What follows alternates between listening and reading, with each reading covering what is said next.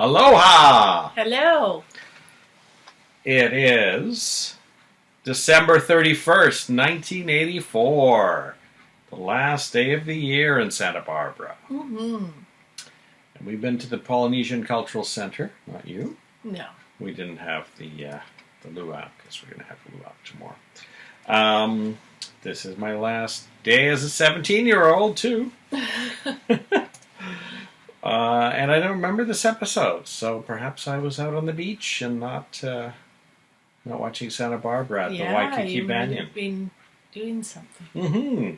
So Cruz sneaks up on Eden in the office at the museum, and then the guards return, realizing that they've been tricked by Eden. Mm-hmm. They burst into the room, and Cruz and Eden are hiding behind a curtain. Yes. The guards do a quick inventory. They don't see anything missing, so they feel they probably don't need to report it to Mr. Lockridge. Mm-hmm. But then they set up camp outside and said they're not going to leave again.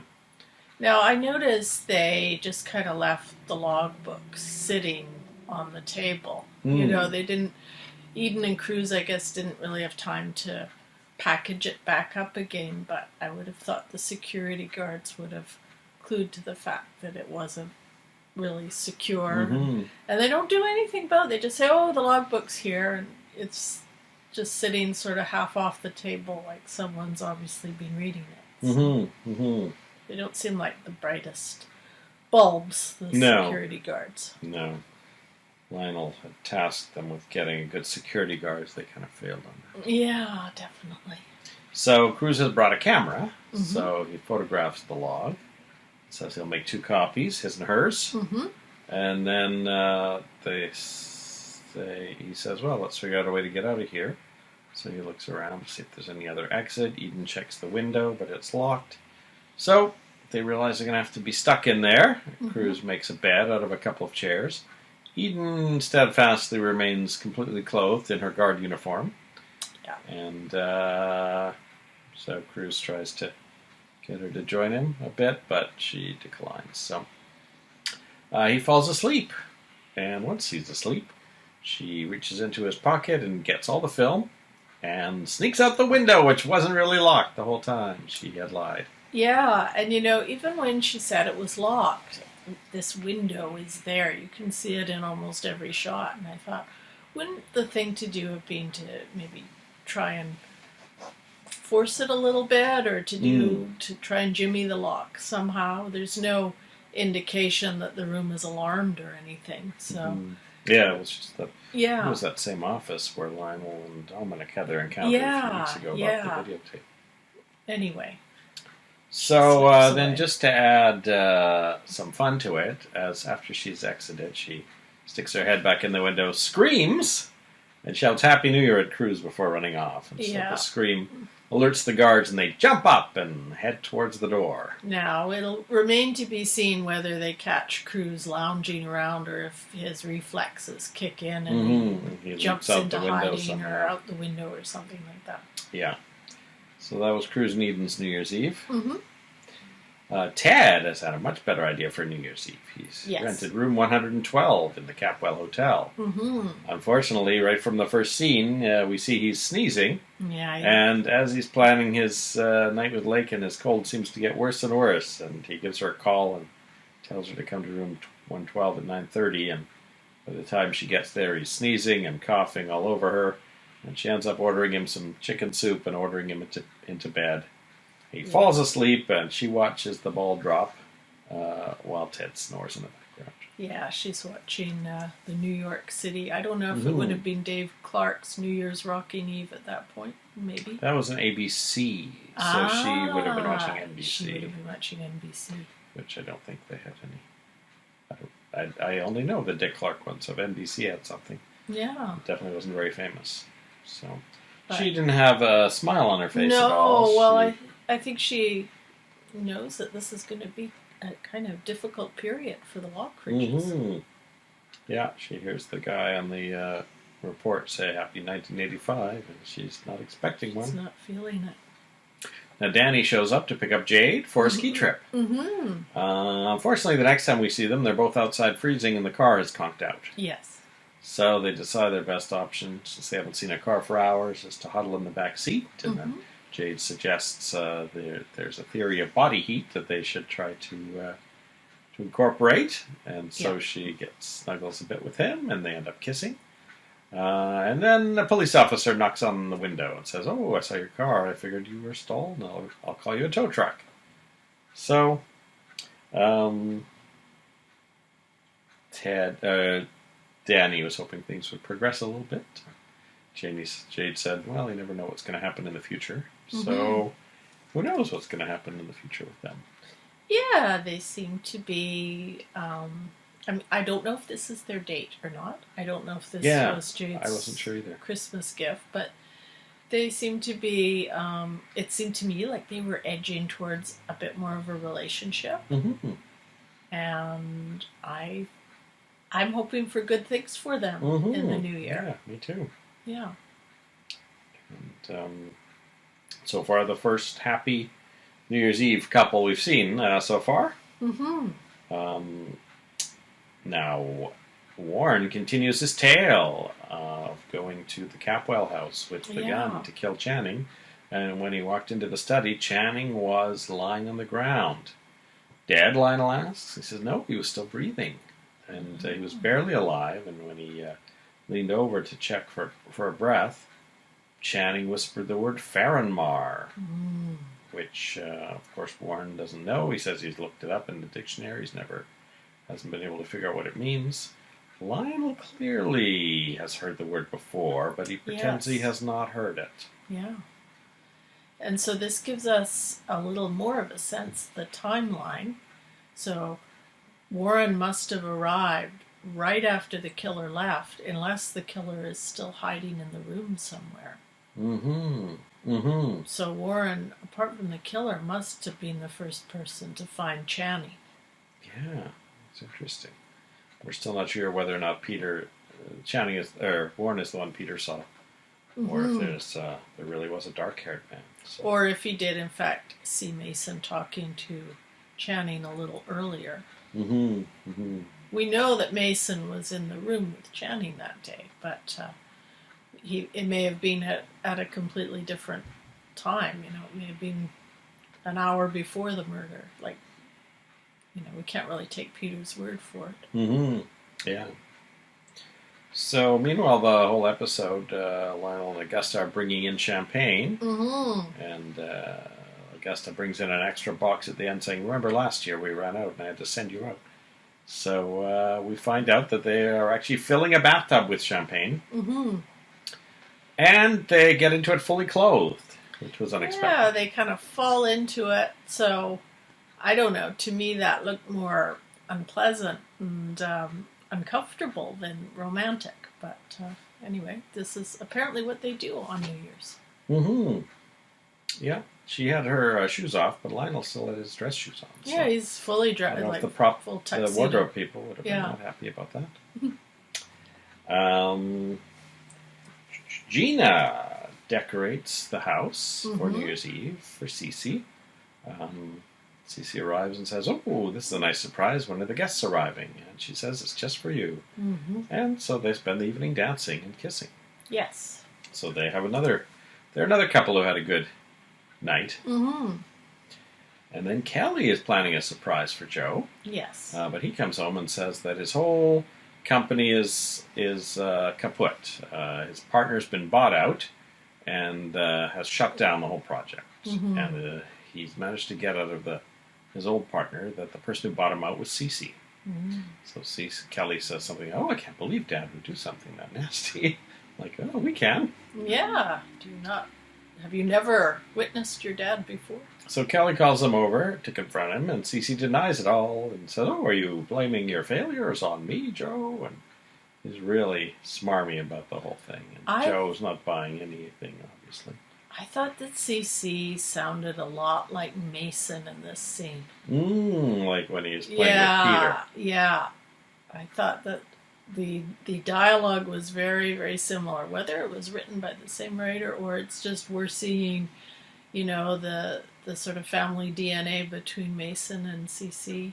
I don't know, but he sounded a lot like Mason. Very nasty. So Kelly takes Joe to a church and tells him to wait there. And as he's waiting, another couple comes in, and then suddenly here comes the bride, as played by the organist, and Kelly comes in a wedding dress. And I thought this was a great idea. Unfortunately, Joe did not. He says, when we get married, it's going to be the biggest wedding Santa Barbara's ever seen, and I'm going to pay for it.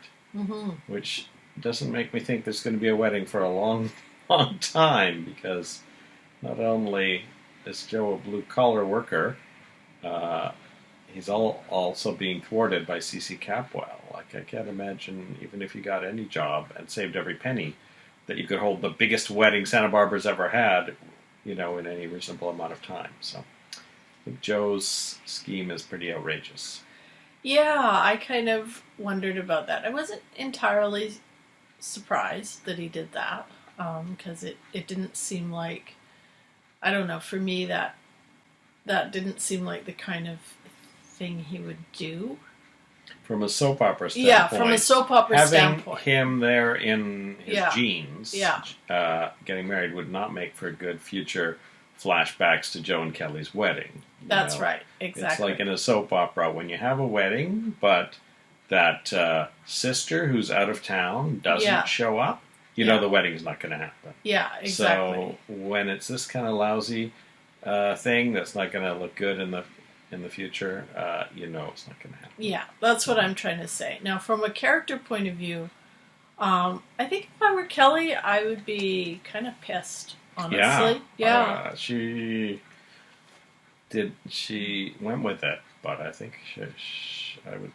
Maybe she is annoyed. I don't know. We'll find out. Well, I think she made a very good point that, very obviously, she's not marrying Joe for his money, and it's the marriage that matters, not the wedding.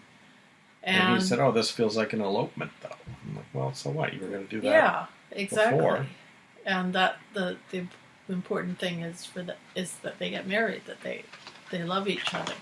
So, to me, if I was Kelly, him talking about having the biggest wedding in Santa Barbara and, sort of showing everyone what he can do, that would be a bit of a red flag, actually. That sounds like CC talk. That doesn't sound like, the kind of thing I would be looking for in a Joe Perkins.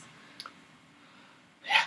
So, I don't know. You were asking last episode who I thought would go first, and of course, we haven't seen Summer for a while. She may not come back. That's a possibility. But it kind of made me think, well, maybe they will send Joe away for a while to get a job. And, maybe that won't be the end of it. But maybe they'll look at something else. Because as you say, I don't think Joe's going to meet that goal for a long time. And I just think in the real world, that might be sort of the beginning of an end for a relationship. Yeah. This isn't the real world, but... Well, we'll see. Yeah.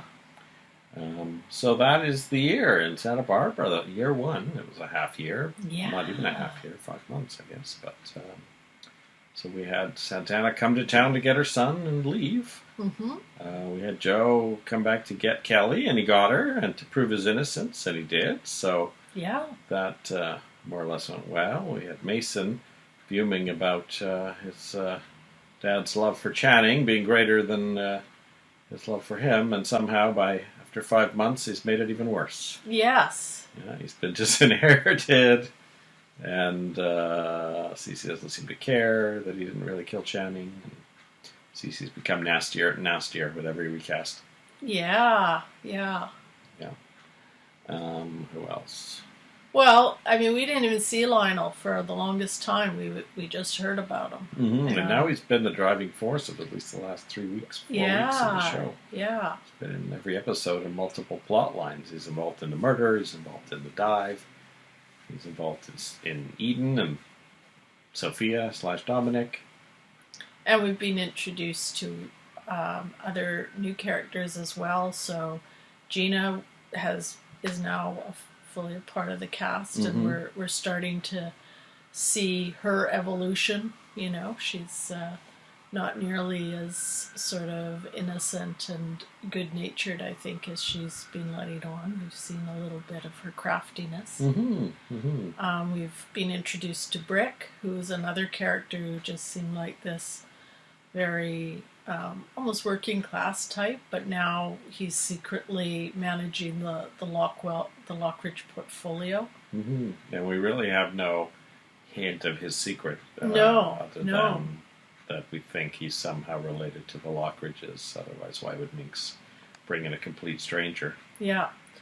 We've met, we know a little bit more about Jade. She's been talking big, but as we would have suspected, maybe that's more her talking than actually doing.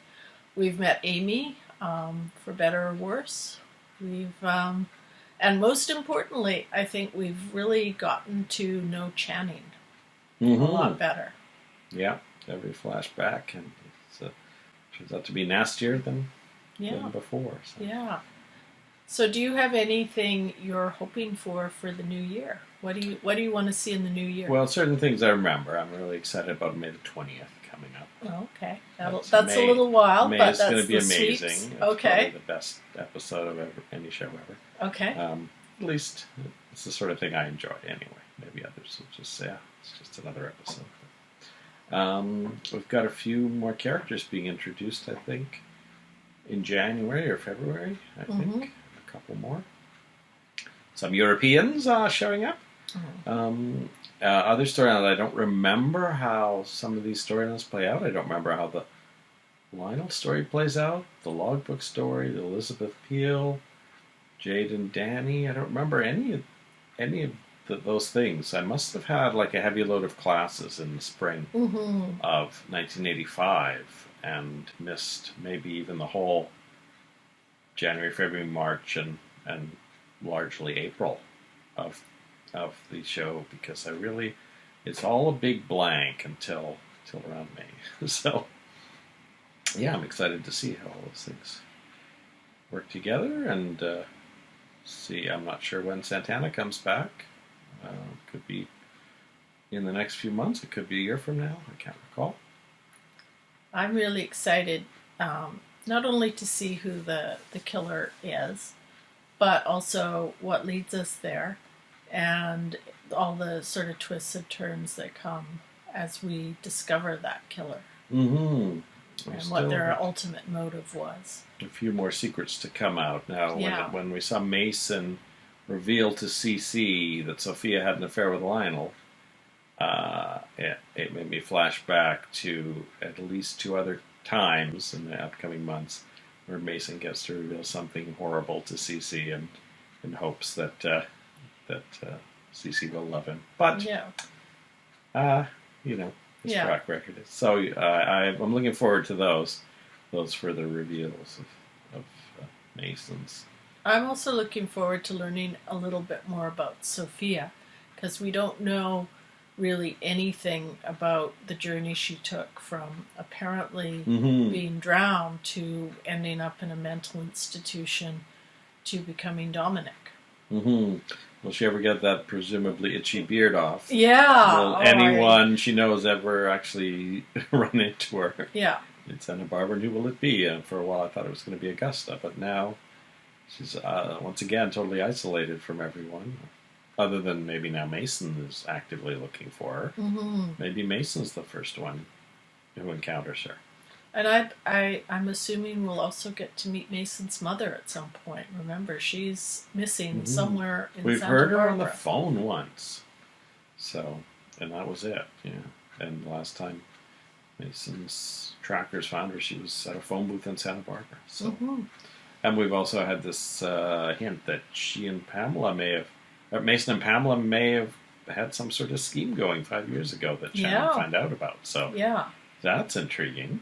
Well, all the secrets around Channing's death, and not just what led up to it and all the twists and turns that'll lead us to the killer, but all of the various, in every conversation, in every flashback, we've seen Channing drop little hints about all these other sort of nefarious things going on.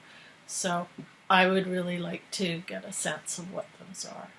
Mm-hmm. Yeah, looking forward to that. And we only lost one person to death this year, John Perkins. Oh, I'm sure we'll lose many So, more, one way or the other. Maybe Amy. Maybe we'll have a death-free 1985. Mm-hmm. So, and I brought you a little Happy New Year present. Oh. This is similar to the carnation that Joe Perkins gave to Kelly. Happy New Year. Thank you. Happy New Year. Like the carnation Joe gave Kelly in the hospital a few weeks ago. So, Oh, that's very nice. See how long that lasts. We'll put it up there every day. All right. And that's it for year one of Misha and Dianne Watch Santa Barbara. But we will be back in a few minutes because this is only a Monday episode. Yep. With the start of year two. First episode, January 1st, 1985. So, Happy New Year 1984 to everyone. Happy New Year. Happy New Year 2019 also. Happy New Year. Bye-bye. This week's Spotlight is on 1984, the year Santa Barbara premiered on the NBC network. Top movies of the year were Beverly Hills Cop, Ghostbusters, and Indiana Jones and the Temple of Doom. Other notable movies were Star Trek III, The Search for Spock, Splash, This is Spinal Tap, The Muppets Take Manhattan, Purple Rain, The Terminator, and Supergirl. Voted Worst Movie of the Year, Bolero, starring Bo Derek. Top songs of the year were Prince's When Doves Cry, Tina Turner with What's Love Got to Do with It, Paul McCartney and Michael Jackson, Say Say Say, and Kenny Loggins' Footloose. Other notable songs of the year, Cyndi Lauper's Girls Just Want to Have Fun, and Madonna's Like a Virgin. Famous people born in 1984 include Avril Lavigne, Prince Harry, Scarlett Johansson, and Kate McKinnon. Famous people who died in 1984 include Jackie Coogan, Indira Gandhi, Andy Kaufman, Richard Burton, Truman Capote, Marvin Gaye, and John Eric Hexum. NBC's slogan for the 1983-84 season was Be There, and its top shows were Dallas, 60 Minutes, Dynasty, and the A-Team. Other notable top shows were Falcon Crest, Knots Landing, Aftermash, The Love Boat, Newhart, and Knight Rider. TV shows canceled in 1984 included Fantasy Island, Heart to Heart, One Day at a Time, Three's Company, Captain Kangaroo, The Edge of Night, SCTV, and The Frantics. Top TV shows of the 1984-85 season included number 1, Dynasty, number 2, Dallas, and number 3, The Cosby Show. Other top series of the year were Family Ties, The A-Team, Knots Landing, Cheers, Magnum P.I., Newhart, Remington Steele, and Hill Street Blues. Some soap opera ratings for the 1983-84 season: number 1, General Hospital with a 10, number 7, Days of Our Lives with a 7.1, number 9, Another World with a 5.6, number 12, The Edge of Night with a 3.5, and at the bottom, number 14, Santa Barbara with 3.1. NBC's slogan for the 1984-85 season was, Let's All Be There. It's January 1st, 1985. Hello. And on January 1st, 2020, we watched episode 111 of Santa Barbara, the first episode of the new year, the 23rd week of Santa Barbara. And I was in Hawaii. Final day. We're flying back tomorrow with Spia Airlines. And did not remember this episode, so must have been having a good time on my birthday in Hawaii. Good. And not watching TV. So either that or it was very unmemorable. So if you weren't watching TV, then it certainly wasn't a perfect birthday for you. Well, that's true. But I was in Hawaii. So, Lionel has a flashback to Sophia finding out that he's married. Mm-hmm. She finds out because they're at a hotel, and the clerk calls her Augusta and says that he read about their wedding 6 months ago, and this is the first chance he's had to congratulate her. So Sophia was not too happy. She was doesn't look very happy quite at all. angry with No. Lionel and tried to figure out when he got married, and it turned out it was just before they met. So, sort of leads into Sophia's current anger with him. What, 15 years later? 20? No, must be more like 24 years later, right? Yeah, Because Channing was I think she's held on to this 18 or so. when it grudge a was, so. long time. Mind you, she thinks Lionel tried to murder her, so that is understandable. She'd still be a little bit upset with him. She's got a lot to be upset with him about, I guess. Augusta wants to hide the papers from Lakin and Minx until they stop writing about Lionel. It's probably not going to happen. I mean, they have a TV. Yeah. Minx probably doesn't watch TV. Elizabeth questions a museum guard about the janitor that tried to break in. She suspects it's Cruz, I think. Yes, she specifically asks about high cheekbones, which she had discussed with Cruz quite a bit the last time we saw them together. Now, Augusta arrives around the same time, and they have a bit of a conversation. And I think Augusta, is this the episode where Augusta says she doesn't think Elizabeth and Lionel hate each other as much as they claim, or was that last time? Well, Augusta's always very suspicious of any beautiful woman who orbits Lionel. So, yeah. Cece arrives, seems immediately annoyed to see Augusta with Elizabeth, but needs to launch in on his tirade, saying, oh, there's no way that Sophia slept with Lionel, and Augusta doesn't really confirm that she knows it happened, but the way she's talking, she doesn't deny it. So No. then Cece says, well, Lionel must have forced her, and at one point Cece's talking in circles, and she says, well, either she had the affair and that's why Lionel stole the coins, or she didn't have the affair and therefore Lionel didn't steal the coins. Yeah. So, kind of Cece gets kind of blustery about that. Also, the fact that he's annoyed that Augusta's there. I mean, yes, he is on the board of directors or whatever for the museum, but really, since the Lockridges have claim on all the stuff that is currently being housed in the museum, I would say in a lot of ways she probably has at least as much right, if not more right, to be there than Cece. And then Augusta comes up with a doozy, because Cece had been ranting and raving about the Capwell name being dragged through the mud with all this, and Sophia's name. Augusta says, well then, why was Channing going to reveal Sophia's affair at the press conference and drag her name through the mud? So that kind of puts Cece in his place there. And then Augusta puts the nail in by telling Cece that he'll probably have to testify in court that Sophia had an affair with Lionel. So then Cece has a flashback to Sophia telling him that she's pregnant with Channing. Yeah, we get to see a nice flashback, and Sophia has kind of her long hair, and Cece has dark hair in this, so we know it's quite a long time ago. 1961, if you remember Channing's gravestone, so 1960, 61. She wants to name the child Channing. Yeah. Cece is worried about Mason. Yeah, and he also says, interestingly enough, he says that he hadn't wanted Mason to have his name because he wanted him to be his own person. And that, if I recall, is slightly different than the version he told to Mason way back when, where he said it was Mason's mother who had insisted that he not have the name Channing. But here it's clear that Sophia talked Cece into it. I mean, it doesn't take her a lot, I guess. But yeah. I mean, perhaps they argued about it for the next 8 months. But yeah. Now Cruz is waiting for Eden when she shows up in her office and demands his film. She says she paid for it, so the slides should be hers. He ends up wrestling her to the ground, and he's threatens her. And Lionel arrives, kind of gets her out of that.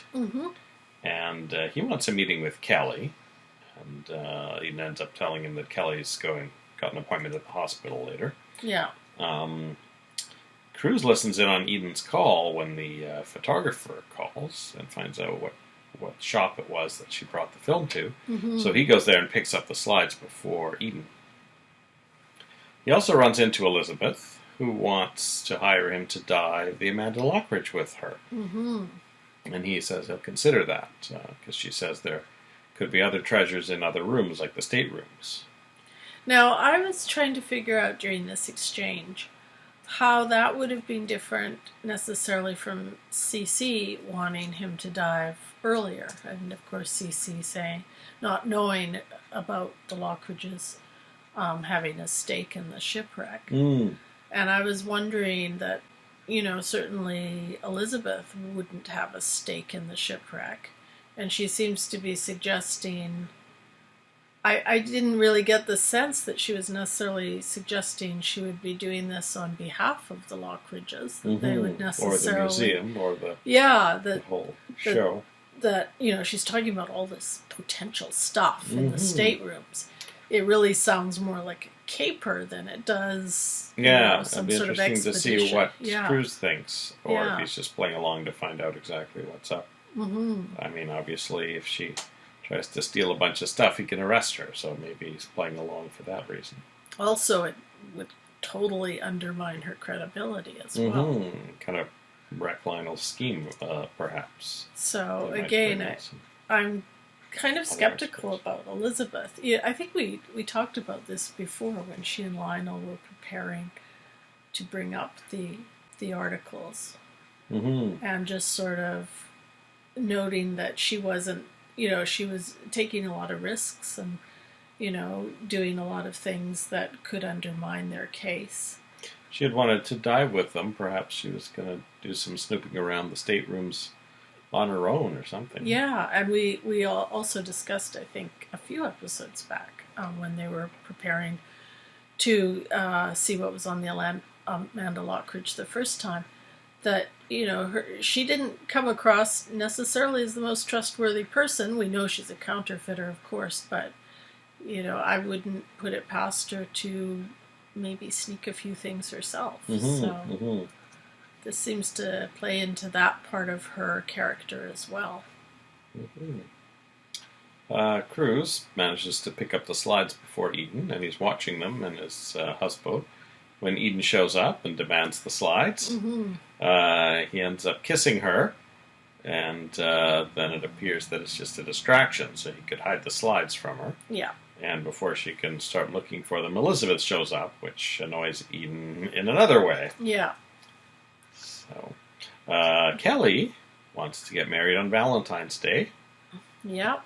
Joe was thinking a little further along, like June or something, or May. I don't think he's going to make all that money in 5 months that he was planning to make before the wedding.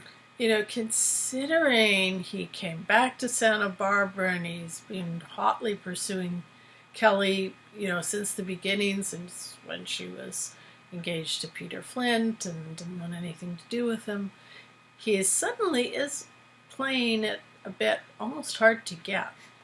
It does seem to be a little bit of a change. Well, they do go back and forth all episode about the date. Yeah. Joe notices that she's taking more aspirin, so anyway, insists she goes to the doctor, and so they make an appointment. Dominic calls to say he's leaving town, and Joe didn't really like that, because I think he had some questions for him, but in any case, when Dominic finds out Kelly's going to the hospital, she shows up there to meet them. Yeah. And Joe says to Dominic that he won't keep quiet about things if he finds out that Dominic planted evidence on Lionel. Yeah, so here we see that Joe is loyal, and we've talked about that before, and he is loyal to Dominic. He appreciates all that Dominic's done for him, but it's not unconditional. He can see that there he's starting to, I think, suspect that there might be some other motives on Dominic's part. And he actually mentions, I think what we had talked about before was that things have very suddenly turned towards Lionel Lockridge, and that wasn't really where Kelly and Joe were going with their investigation. Mm-hmm. So, but Joe pulled a gun on Dominic many times, so that's true. That's true. It's never been a very trusting relationship. They're sort of frenemies, maybe. The doctor says Kelly is complicated. fine after all her tests, that it's Yeah. all in her head. He didn't seem like a great doctor to me, to be honest with you. Dr. Michaels that Cece's been touting the whole time. And of course Lionel arrives at the hospital to meet up with Kelly and spots Dominic. Mm-hmm. So Lionel follows Dominic home, and Dominic had largely finished packing before running to the hospital and just grabs that last suitcase and runs out into the hall to get out of town and go to Europe. And she runs smack dab into Lionel Lockridge. Yeah. And one of the things we heard today was that Sophia is actually planning to pack up the Dominic character. This was supposed to be sort of her last day as Dominic. Mm-hmm. Mm-hmm. So yeah, it'll be interesting to see how much longer she plays that character. So they're in the hallway. She's closed her door. I don't know if she's can run back in. It looks like she started away from the door, and Lionel's kind of in her way now. Mm-hmm. So they got three options: try and get back into her room, trying to run from Lionel with this big suitcase, or somehow confront Lionel. Well, maybe she has a gun in her pocket. Go out a window or something, maybe? Could she go out a window? Perhaps. I don't know. They're in the hallway. So. Oh, yeah, that's true. So, this is my last day in Hawaii, flying home with Spia Airlines tomorrow, so that's another episode I won't be able to see. Mm-hmm. And, but Diane and I, in the present, or the future, wherever we are, will be watching episode 112, the Wednesday, January 2nd episode. So we'll see you after we've done that. See ya. Welcome back. Hello. It's Wednesday, January 2nd, 1985, and I'm still in Hawaii. Spia Airlines went bankrupt. Oh. So we're trapped in Hawaii. Trapped in Hawaii. I So didn't think I'd heard of them lately. well, we had a package with them, and so now we moved out of the Waikiki Banyan and are living in a hotel at the airport. And I've just ordered a Pepsi for room service. Cool. Which sounds like a very expensive thing. And the very thought of it horrifies me now. But Mom said, we've got insurance, so I figured they've got to pay for the hotel and everything we eat there. So I had some Pepsi at the poolside, and then I had some for room service. So anyway, I had to take the city bus to Waikiki Beach today, because I wasn't going to just sit in the airport hotel. So obviously I missed this episode of Santa Barbara, because obviously that was, I couldn't find a Sears on Waikiki Beach to watch it in at 2 o'clock. So this one was new to you. This one was new to me. 35 years later, I've finally seen it. And, oh good, Brick and Amy. Brick gives Amy a bunny, a stuffed bunny. Brick tells Amy he cares for her. And a blonde lady arrives named Jackie Baldwin, who seems to be like the Sally to Amy. And her husband's in the military, so he's off somewhere, and I guess she's decided to move closer to where people are rather than living on the base. And so she knows Amy, I guess, from high school, I assume. And I have no idea if this character is going to be on for 1 day or 8 years. So we'll find out. Wow. There's no clue as to how important this character is. She just shows up for no reason, and Amy invites her to stay overnight. Which seemed a little presumptuous, because it's her mom's house and her mom's not there. So, but anyway, I guess it'll be okay. So I don't know if they have a spare room, and if so, why didn't they turn that into a nursery rather than the dining room? That's what I was sort of thinking, that maybe they don't have a lot of room. But anyway, we'll see this character for at least one more episode, and maybe a whole bunch. We don't know.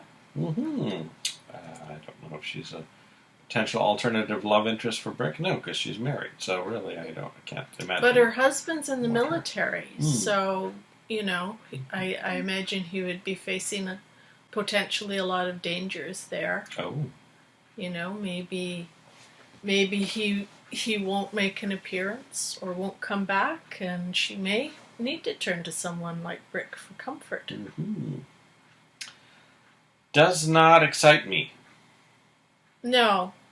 Well, it's an odd entrance. It's not built up or anything like that. No. Compared to the bonkers entrance of Sally Taylor a few months ago. Yeah. We've never heard from again since the She earthquake. must be having a good time down at the beach with no furniture and no bed. And no job apparently either now. No job. Keeps getting fired for trying to promote Joe Perkins. Yeah, didn't Kelly steal her waitress job too at the Bizarre. Mason tells Ted all about the case. He wants to know everything, and so he tells him all about the Sophia stuff, which Ted has difficulty believing about his mother, but Mason reminds Ted that he was 2 years old when Sophia died. And I thought that Ted was channeling Cece a little bit in this part of the episode, just because he demands to know sort of inside information on Mason's case, and then reacts in a very similar way to Cece when Mason floats his Sophia theory, where he says, "Oh, that can't be true. That's not possible. You're lying," kind of thing. But it is Ted, so it comes across as being, I think, a little more sympathetic and a lot less bombastic than when Cece's spouting it off. So, Ted's having a little trouble believing it. Yeah. Now, Eden demands that Cece fire Cruz for insubordination. She asked for some reports months ago, and they still haven't arrived. And Cece says, with the 7 new wells Cruz found, profits have never been higher, and Cruz should be getting a raise. Yeah. So then Eden says, well, he's seeing Elizabeth Peel, to which Cece counters, it sounds like you're jealous. And then, I guess, tired of talking about Cruz, Eden starts talking about Sophia, and Cece, doesn't believe that Sophia had an affair, and what Eden says is that her most vivid memories of Sophia are her not being there, because she was always on a movie shoot or whatnot. Well, we've already seen, I think, that of the 3 children, Mason having a different mother, that in some ways Eden seems to be the most circumspect about her mother's death. We have Kelly, who has these terrible nightmares and flashbacks about her mother's funeral and that. And of course, we have Ted, who's very upset at the whole thought that there could be an issue with his mom. Cece, of course, has gone into this sort of bombastic denial mode, but Eden has never really seemed all that... Well, I don't know if she was, thrilled by the fact that Lionel Lockridge may have had an affair with her mom, but she's never denied it in quite the way as some of the others are doing. And it does seem to me that she perhaps had a little bit less intense relationship with her mom than maybe some of the others did. It's interesting that this is the first time we've thought that one of the kids might not have had the ideal relationship with Sophia. So, Mason arrives, and now this is where we realize, what Mason's whole plan is with this. Whether or not he knows Lionel is innocent is maybe not relevant, because his main plan seems to be to get Cece to testify in court that his marriage to Sophia was terrible and that he drove her to Lionel. He says that's really the only way we can prove that Lionel killed Channing, using his logic that the affair was the source of all the tension that led up to that. Cece, of course, says that's nonsense, and he says, "Well, I guess Lionel will go free then if you don't testify." So he says, "Well, um, you know, there's nothing you can ask me that would lead me to say anything negative about Sophia, because we had the best marriage, the perfect marriage." So Mason says, "Well, then you wouldn't mind just doing a mock, questioning in front of Eden and Ted." So Cece says, "Of course," and Mason says, first thing he comes up with is his own witness testimony that when he was a child, Sophia spent many a night crying herself to sleep because Cece was working late. So this is a blow right away from Cece, because there's a third-party witness suddenly he was not expecting. This is very clever of Mason to bring that up, and of course Cece has to defend that he was working late for his family, and then has to concede that the marriage wasn't, perfect. And then Mason says, "And what about these divorce papers that Sophia had drawn up about a year before she died? Yeah. They were never filed." He said, "Well, we were going through a rough patch." "Aha! So it wasn't a perfect marriage." He says, "Those sound like they're fake." And Cece thinks a lot of things are fake if they don't match up to what he has in his head. But Mason says, "I subpoenaed all of the documents from Sophia's private attorney, and these were among them. And she never filed them, but she had them drawn up." So, and I think Ted's gone by this point, but I think Eden witnesses that part. So that is kind of interesting. So Cece gets quite angry. He says that he's going to kill Mason in front of at least Eden, if not Ted. So Cece's very violent to his children here. Yeah, and I would say, even though it's just in front of his family, it's not really a good look for Cece to be threatening to kill his kids because they're offering, in Mason's case, he was a child, he was there, he's offering a different version of reality than Cece remembers. And, considering the whole thing is about one of his children being murdered, yeah, it's kind of ironically bizarre that he's gone there a couple times. He tried to strangle Mason a couple of days ago. No, he tried to strangle Lionel, but I think he did try to strangle Mason a few weeks ago. So, and speaking of Lionel and Dominic are in the hallway in front of her door, and Lionel grabs Dominic's arm, but she manages to get back into her apartment, and through a very quick wrestling match manages to knock Lionel over. Appears not to grab her bag and her suitcase, just gets her suitcase. So she escapes, but Lionel goes through her one bag that she had to leave behind, and it's all women's clothes. So he goes, "Oh, this must belong to the wife." But then he finds a sheet of paper with some information on it about the schedule. He's not sure if it's a plane or a train or a bus. He calls the bus station, he calls the plane station. And eventually he finds out that it's a train to Chicago. And he just barely makes it onto the train. And then he can just barely afford a portion of the fare. He can only afford to get to Butte, Montana. Yeah.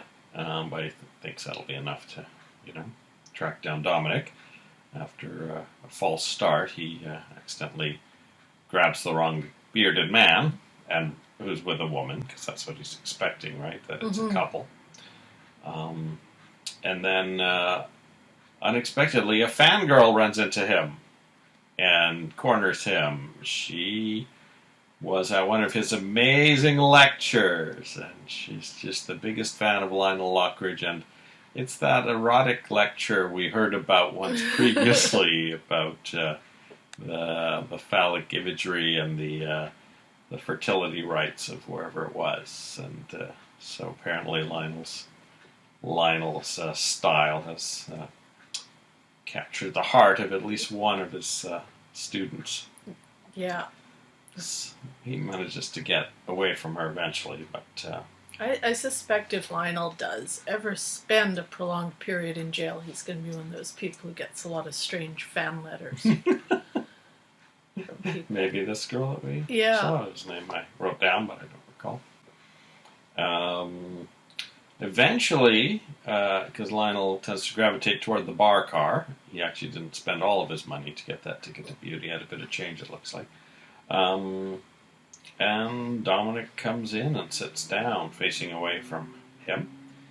And he's already had run-in with the conductor over the previous false accusation of the other bearded man. So he's got to be careful. He waits till the bartender, I think, goes to throw out some boxes, and the conductor comes in and leaves again, and then Lionel quickly grabs Dominic and punches him right in the jaw. Yeah. And Dominic goes sprawling across the table and then runs to the nearest door, ostensibly to go between cars. But when Lionel gets there, realizes that Dominic has leaped off the train. Mm-hmm. So Lionel's freaking out. You know, it's basically shouting the equivalent of man overboard on the train. And he pulls the cord to stop the train. And that is where we left things. So I'm predicting Lionel won't even make it as far as Butte. I think the conductor will be... I mean, they'll see no evidence of someone jumping off the train, probably. Maybe they won't even find evidence of a ticket. Who knows?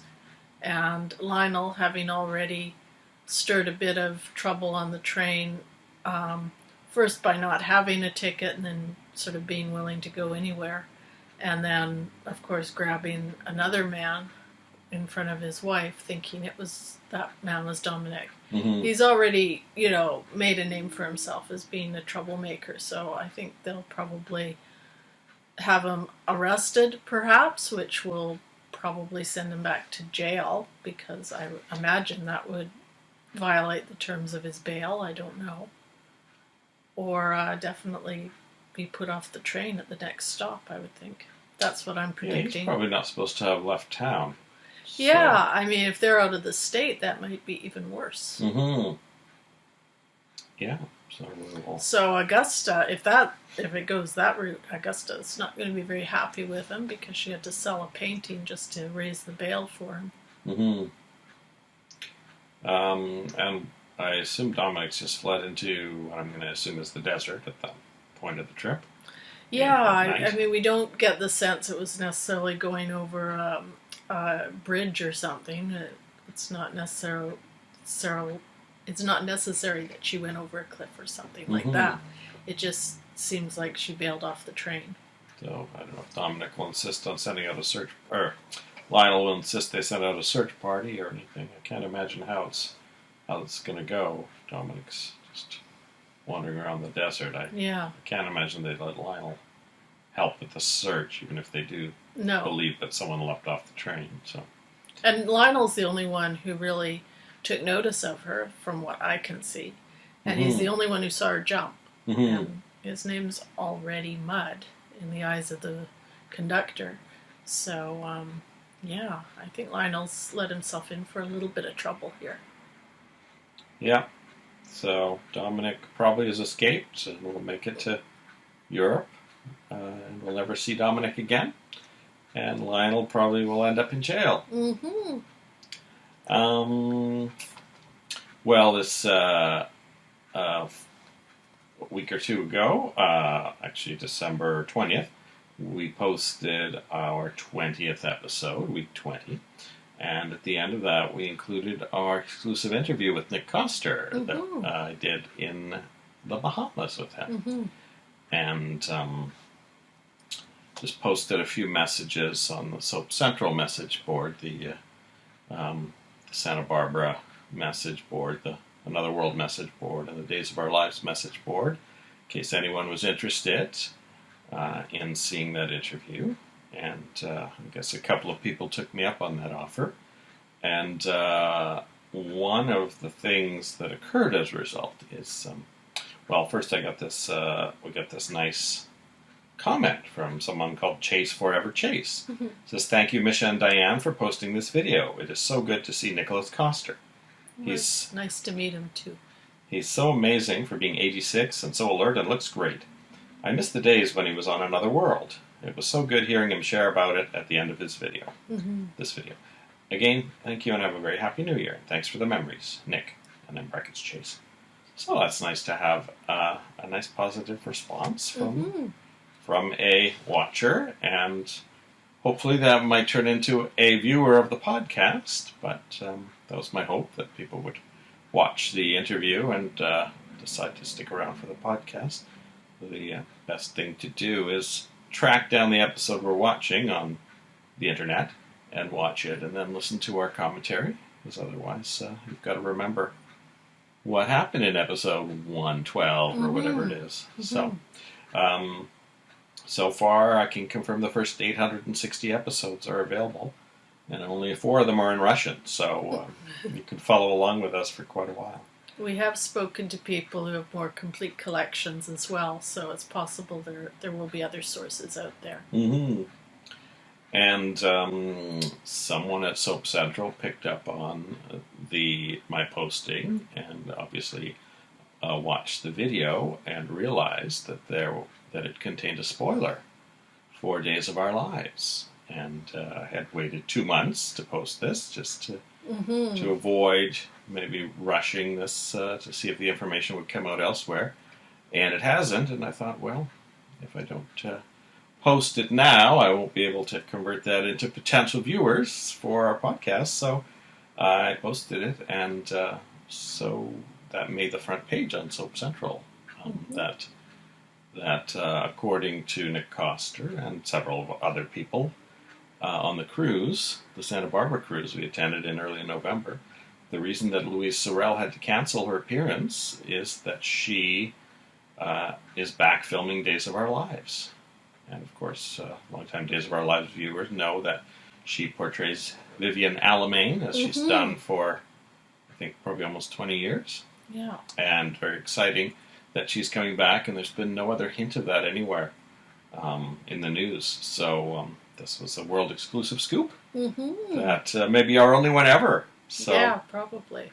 I can confirm that we got 615 views since that got posted yesterday of this, at the very least, the interview part.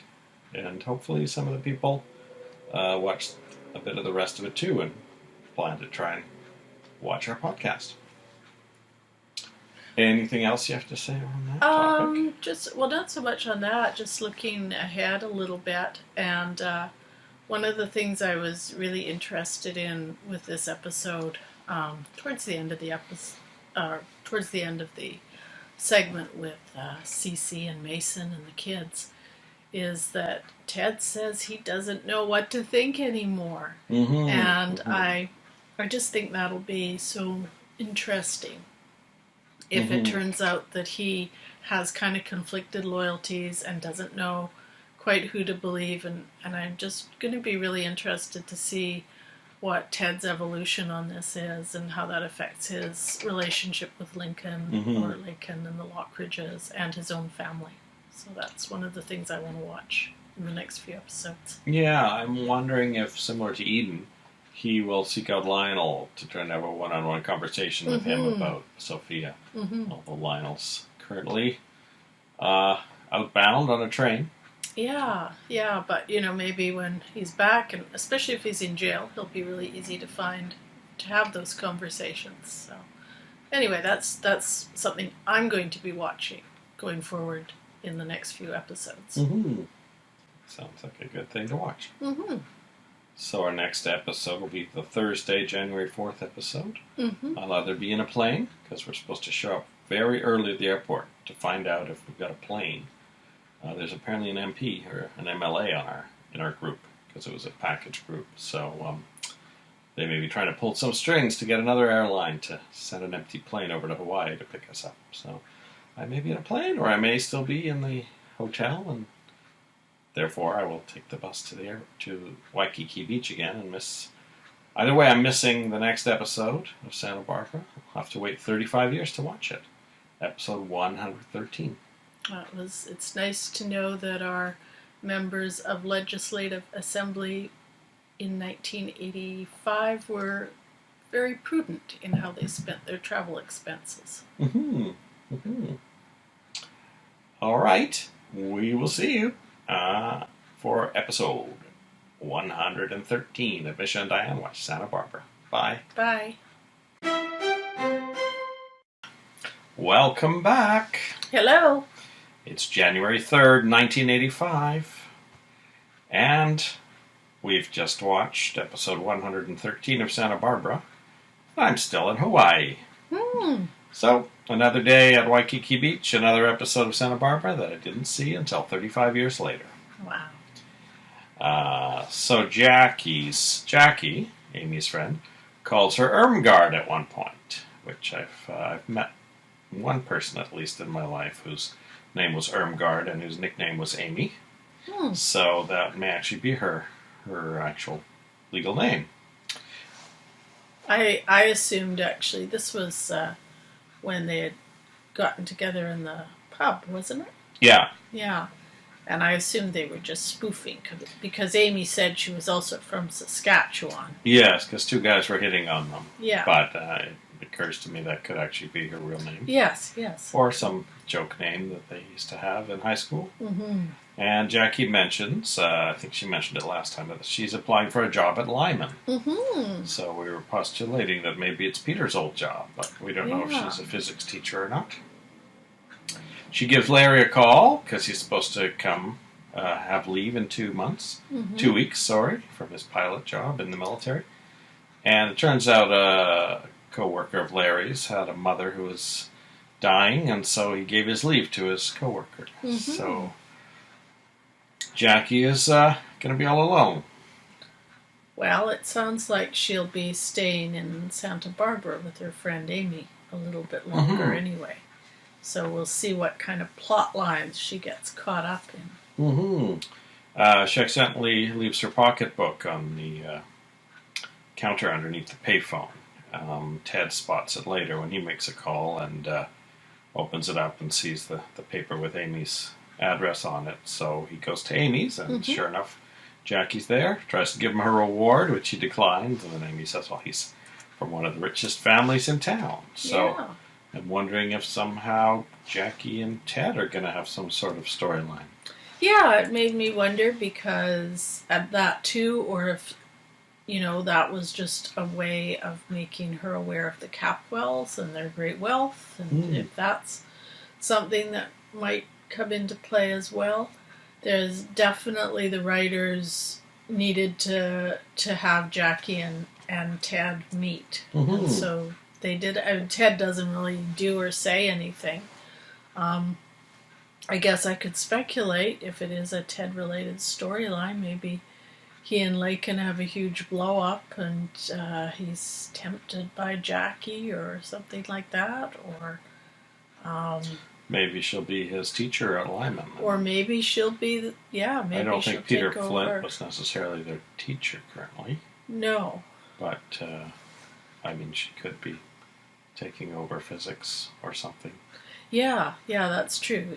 She would be rather old for Ted as a romantic interest, I would think. But yes, maybe there'll be some new storyline involving the kids and Jackie as their new teacher.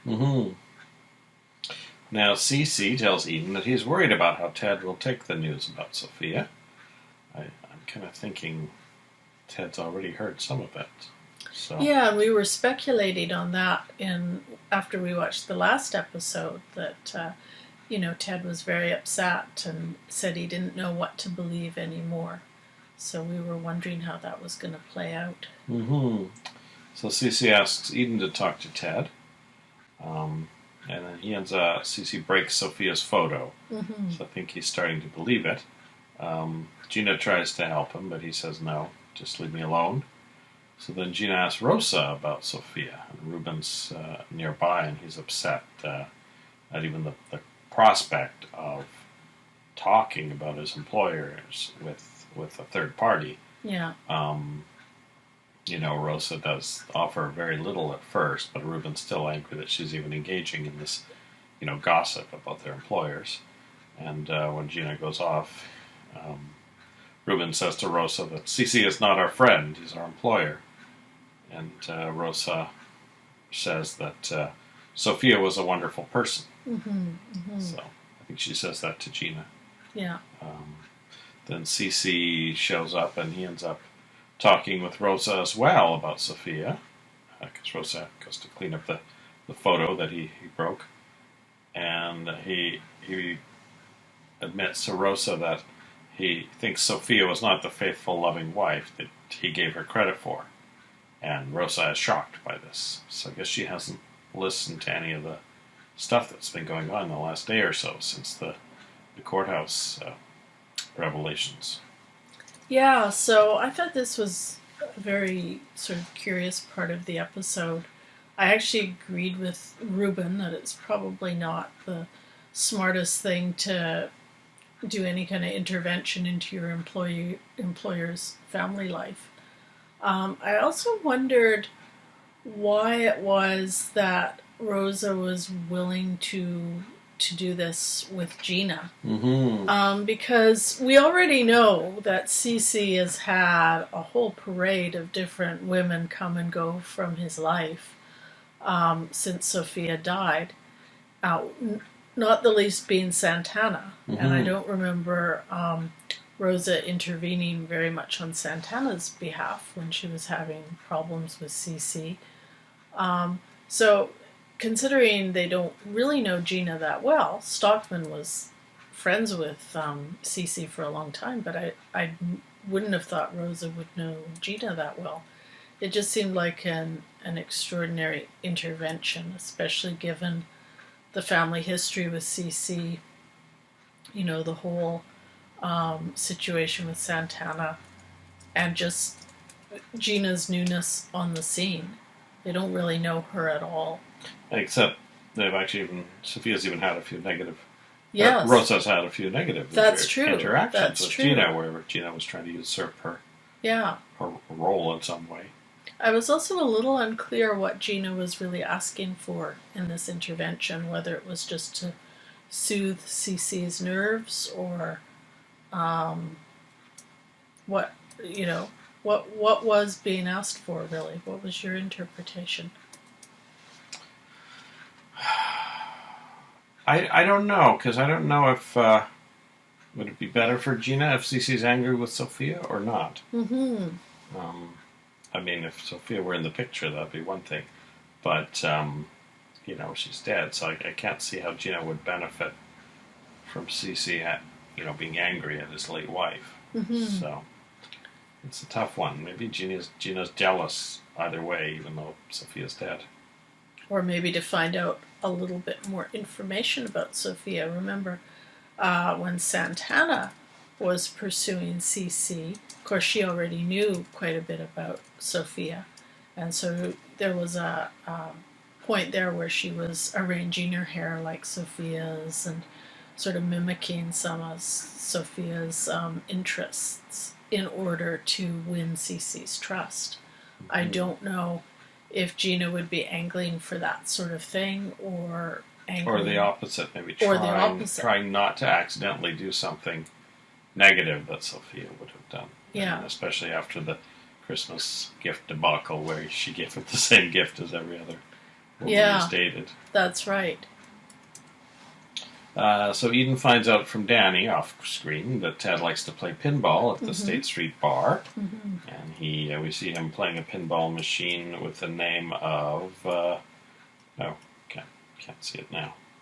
It was like Aztec or something like that. And so Eden comes to talk to him about the Sophia situation. Of course, Eden knows that the story is true, but she doesn't really ever give that information to Ted. She lets him talk a bit, and then basically says that whatever may have happened, it wouldn't affect how much Sophia loved her children. So that's what she focuses on there.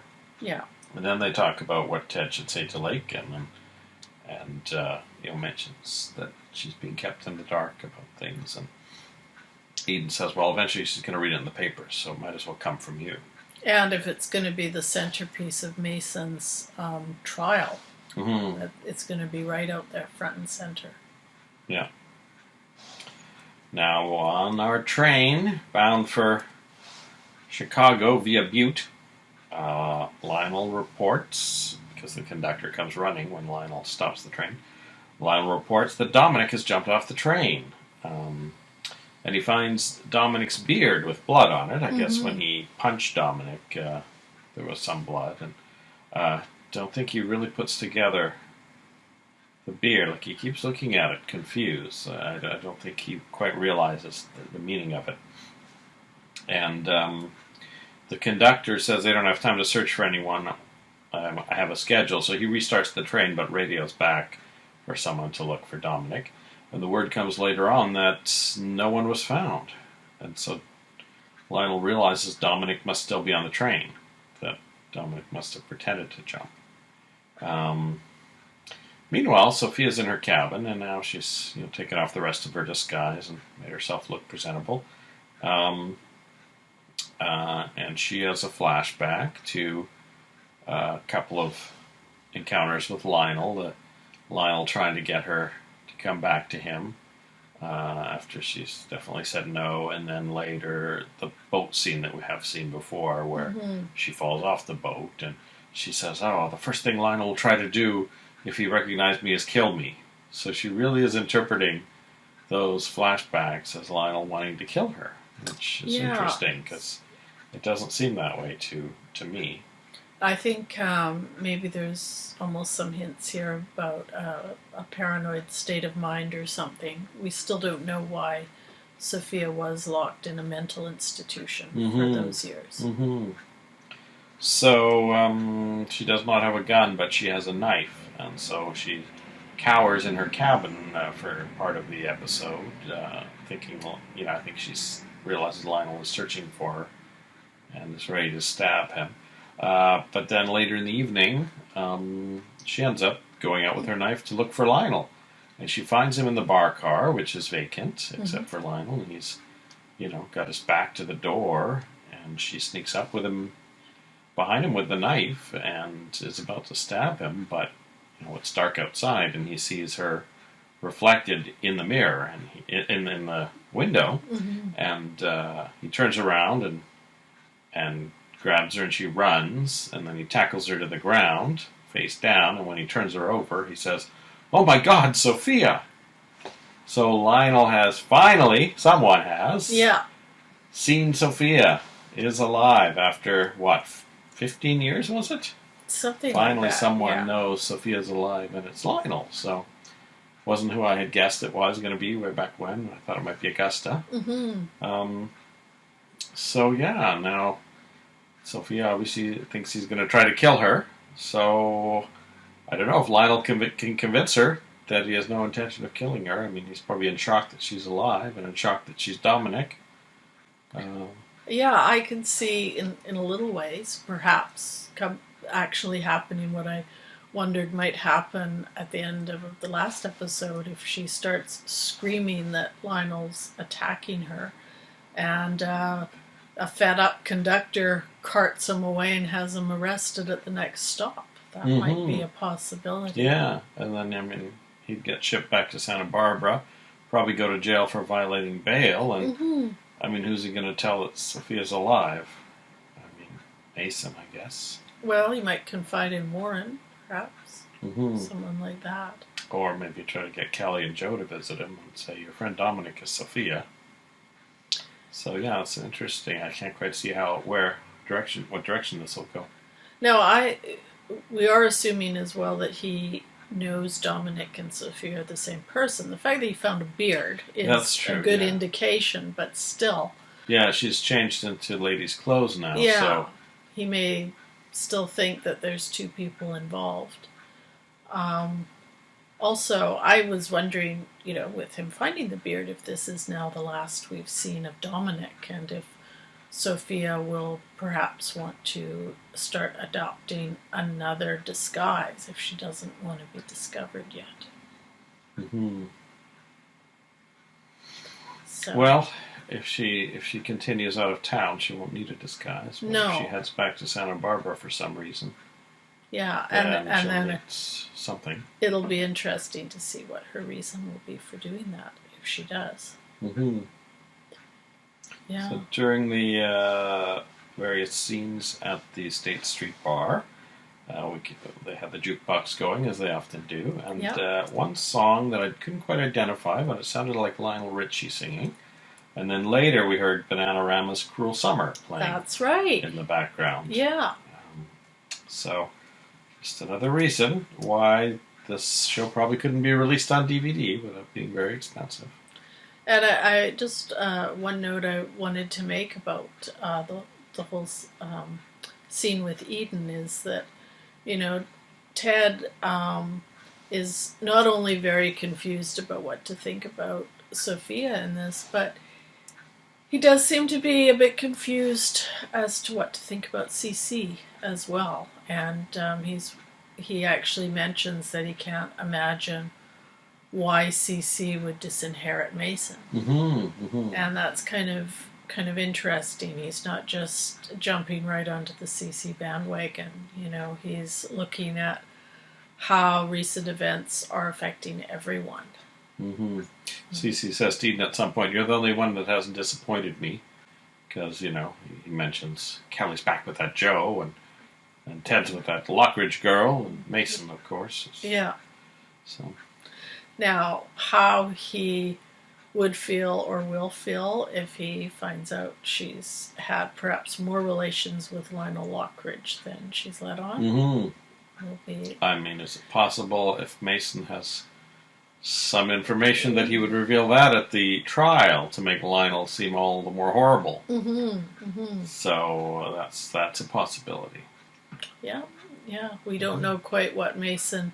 I mean, some of the things that Mason showed in the last episode, like the copy of the divorce papers, which Sophia never filed, that's new evidence to us, the viewer, and of course new evidence to CC as well. Mm-hmm. So it may very well be that Mason has been using some of his legal powers to follow different people around and get evidence from a lot of different places. Mm-hmm. I mean, he used to follow Augusta around when he was trying to find out about Peter, so maybe there's something. Maybe there's something we don't remember that he actually has witness of that happened weeks or months ago. Well, that was the Thursday episode, and so we've got one more episode in week 23, the first week of 1985. We will be back for week 24 of Santa Barbara, episode 114. Bye. Everyone, may I have your attention, please? This is C.C. Capwell wishing you all a happy and serial killer-free 1985.